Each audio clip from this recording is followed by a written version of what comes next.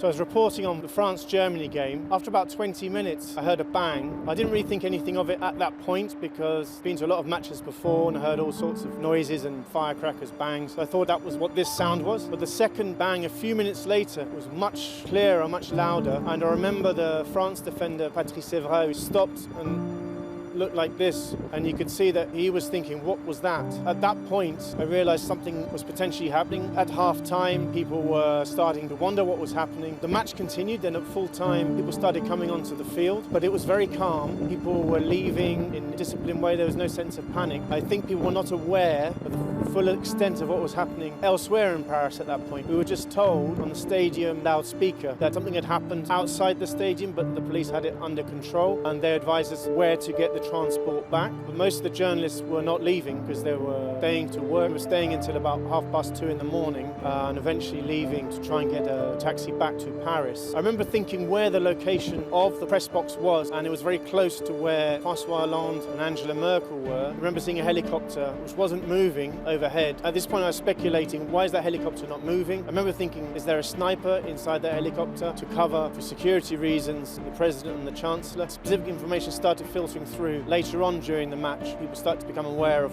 what was happening away from the stadium. Don't remember feeling that there was a sense of panic generally, just a lot of confusion.